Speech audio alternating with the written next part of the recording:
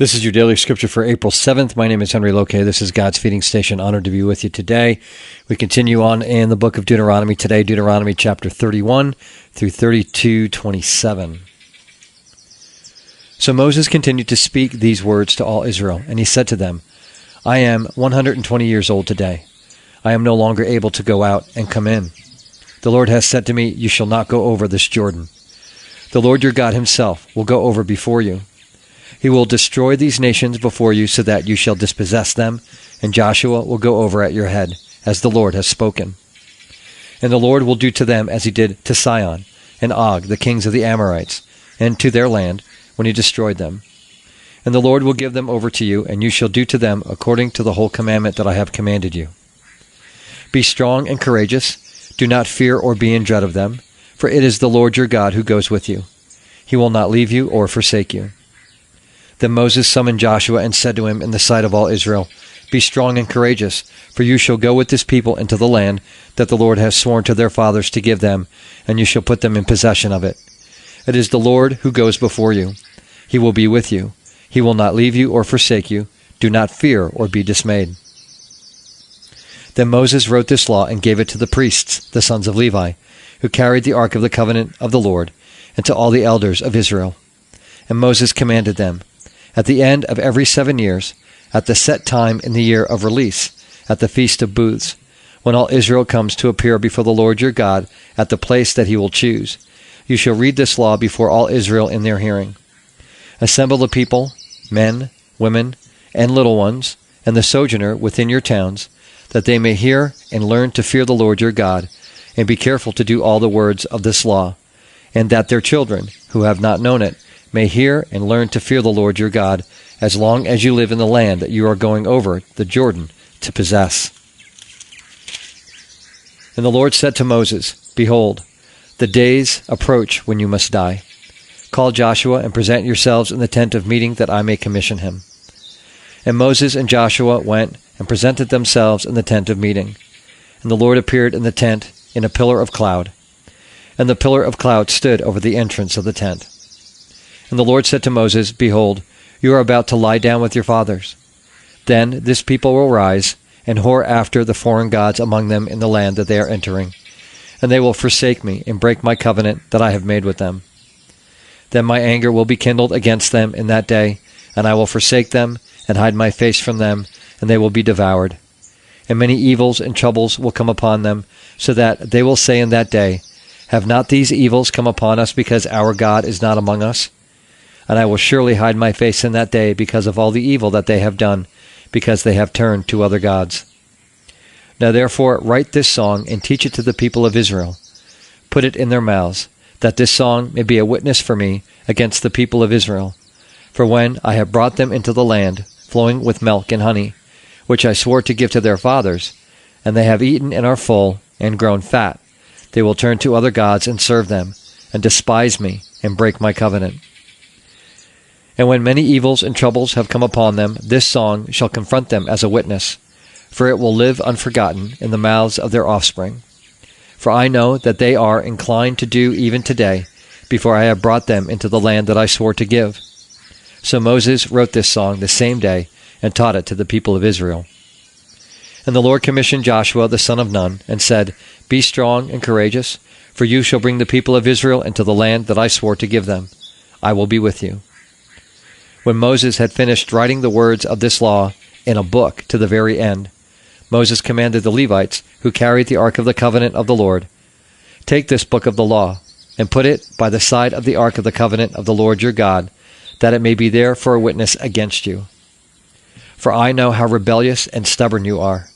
Behold, even today, while I am yet alive with you, you have been rebellious against the Lord. How much more after my death? Assemble to me all the elders of your tribes and your officers, that I may speak these words in their ears and call heaven and earth to witness against them. For I know that after my death you will surely act corruptly and turn aside from the way that I have commanded you. And in the days to come evil will befall you, because you will do what is evil in the sight of the Lord, provoking him to anger through all the works of your hands.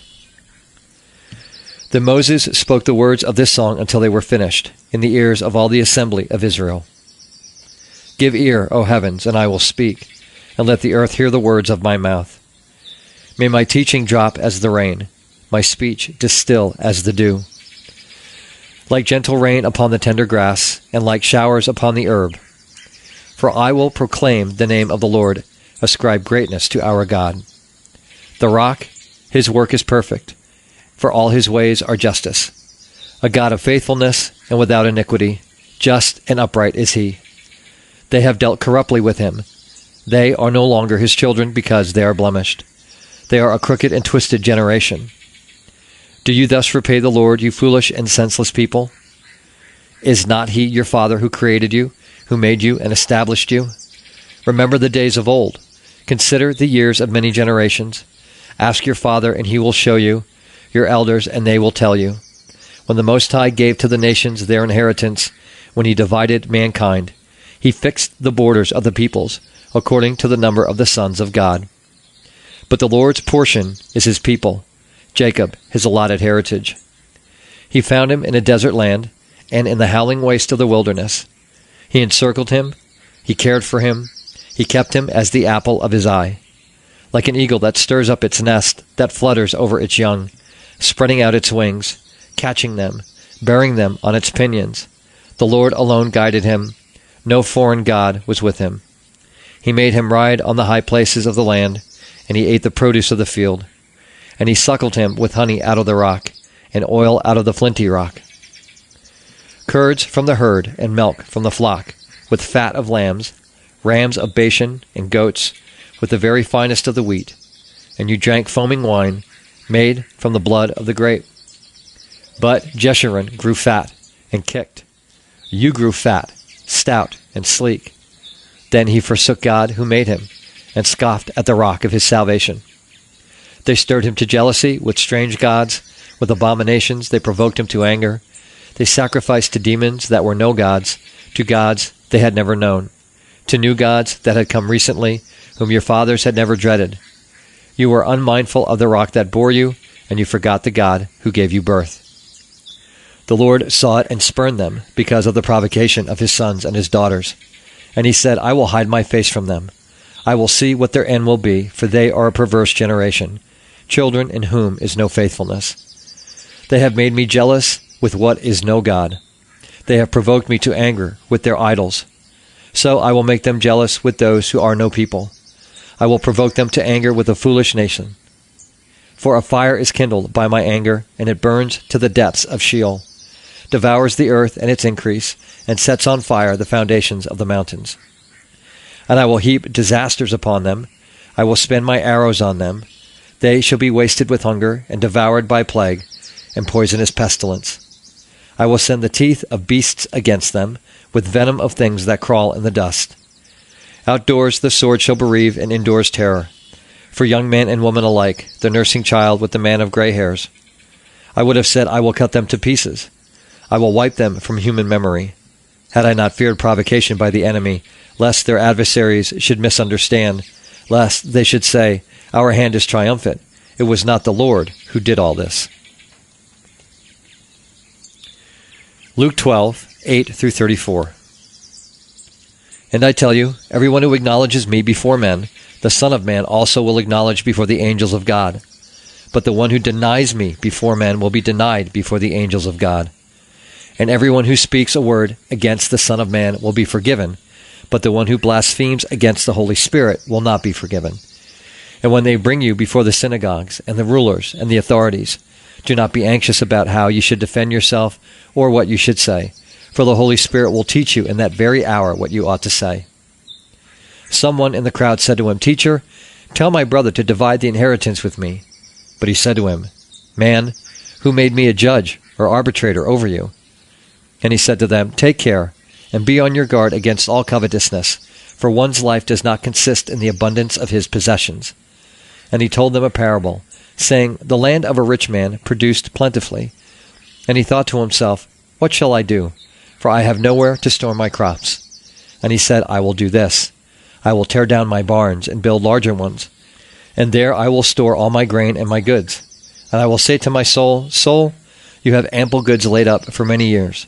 Relax, eat, drink, be merry. But God said to him, Fool, this night your soul is required of you, and the things you have prepared, whose will they be? So is the one who lays up treasure for himself and is not rich toward God.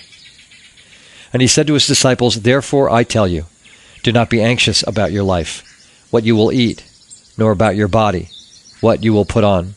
For life is more than food, and the body more than clothing. Consider the ravens, they neither sow nor reap, they have neither storehouse nor barn, and yet God feeds them. Of how much more value are you than the birds? And which of you, by being anxious, can add a single hour to his span of life? If then you are not able to do as small a thing as that, why are you anxious about the rest? Consider the lilies, how they grow. They neither toil nor spin, yet I tell you, even Solomon in all his glory was not arrayed like one of these. But if God so clothes the grass, which is alive in the field today, and tomorrow is thrown into the oven, how much more will he clothe you? O you of little faith! And do not seek what you are to eat and what you are to drink, nor be worried. For all nations of the world seek after these things, and your Father knows that you need them. Instead, seek his kingdom, and these things will be added to you. Fear not, little flock, for it is your Father's good pleasure to give you the kingdom. Sell your possessions and give to the needy. Provide yourselves with money bags that do not grow old, with a treasure in the heavens that does not fail, where no thief approaches and no moth destroys. For where your treasure is, there your heart will be also. Psalm 78, 32 through 55. In spite of all this, they still sinned. Despite his wonders, they did not believe. So he made their days vanish like a breath, and their years in terror. When he killed them, they sought him. They repented and sought God earnestly. They remembered that God was their rock, the Most High God, their Redeemer. But they flattered him with their mouths, they lied to him with their tongues. Their heart was not steadfast toward him, they were not faithful to his covenant. Yet he, being compassionate, atoned for their iniquity and did not destroy them. He restrained his anger often, and did not stir up all his wrath. He remembered that they were but flesh, a wind that passes and comes not again. How often they rebelled against him in the wilderness and grieved him in the desert. They tested God again and again and provoked the Holy One of Israel. They did not remember his power or the day when he redeemed them from the foe, when he performed his signs in Egypt and his marvels in the fields of Zoan. He turned their rivers to blood, so that they could not drink of their streams. He sent among them swarms of flies which devoured them, and frogs which destroyed them. He gave their crops to the destroying locust, and the fruit of their labor to the locust. He destroyed their vines with hail, and their sycamores with frost. He gave over their cattle to the hail, and their flocks to the thunderbolts. He let loose on them his burning anger, wrath, indignation, and distress, a company of destroying angels. He made a path for his anger. He did not spare them from death, but gave their lives over to the plague. He struck down every firstborn in Egypt, the firstfruits of their strength, and the tents of Ham. Then he led out his people like sheep, and guided them in the wilderness like a flock. He led them in safety, so that they were not afraid, but the sea overwhelmed their enemies. And he brought them to his holy land, to the mountain which his right hand had won. He drove out nations before them. He apportioned them for a possession, and settled the tribes of Israel in their tents. Proverbs 12:21 through 23. No ill befalls the righteous, but the wicked are filled with trouble. Lying lips are an abomination to the Lord, but those who act faithfully are his delight. A prudent man conceals knowledge, but the heart of fools proclaims folly. We have the parable of the rich man today, and it's one of my favorite stories just because I think it speaks to my heart so well. And I think I often look at this as, because in this country especially, we look at retirement. And Doug and I have talked about this, and I think we've mentioned it on the feeding station broadcast on occasion, of not really knowing that retirement is biblical. And this maybe might point that way if we're not careful. And I think in the way, if we're not careful about how we go about it. right? And these are the mistakes, and I'm looking at Matthew Henry's commentary today. These are the mistakes that this guy makes in what God has blessed him with. So the first and foremost is calling the crops and the abundance of the produce his.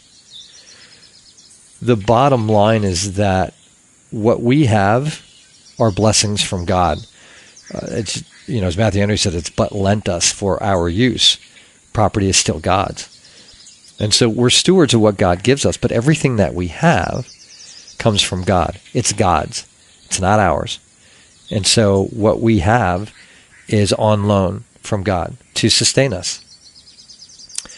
Second, it was foolish of him to hoard what he had, right? We've read in the Old Testament how the church is tasked with taking care of the fatherless and the widow and taking care of the poor and making sure those who are around us who are in need, that those needs are provided for. So thinking that this is all his and that he can keep it for himself. I mean, even the Levite is supposed to have, right? We just read that not too long ago about how the Levite is supposed to get part of the produce and stuff. They're supposed to be cared for because God is their inheritance, and so the people are supposed to provide for them. Third, it's to let him think too much of the situation, right? To kind of let his head gets inflated here, and he talks of bigger barns. Well, as we've read you take Joseph, for example, in Egypt, so often, and we'll see it, as we continue to read in the Old Testament, so often years of great produce and great abundance were followed by years of famine. We saw it with Joseph. God warned them, look, 7 years of good crops followed by 7 years of famine. So he might have done well to consider that, and maybe, because maybe next year his barn's going to be too big. So don't get out ahead of this. Thinking that, and again, it's encompassed in the building of the barn thing, but that doing this type of thing would decrease his worry, right? The ways of the world are the ways of the world. And these days, especially, there's a lot of discontent and a lot of stress and anxiety. And, we always have things that we need to attend to. So to think that building these bigger barns would ease his worries in life was a huge mistake. And lastly, resolving to do this. I'm going to do this. And I'm going to put my feet up and relax and do whatever I want to do without, kind of what I say, Lord willing, we'll talk again tomorrow, without saying, I'm going to do this if this is God's will. He gives no consideration to that. And we never know what tomorrow will bring. And so to be so set in a way based on the abundance of what God has blessed us with is a mistake. It's to say, okay, God, this is yours. I want to be a good steward of this, right? It's the parable of the talents. There's all kind of parables and stories about this type of thing in the Bible. What do you want me to do with it? It's your produce. It's your abundance. What would you have me do with it? And I think that's, we need to be very careful. And that's why I say, we'll talk again tomorrow if God wills, because I don't know what the day brings. So I think we just need to be very focused on God and where things come from and how God blesses us and all these things. Recognize and give God credit for all good things come from him. Hope you're having a good day. God willing. We'll talk again tomorrow. Take care. Bye-bye.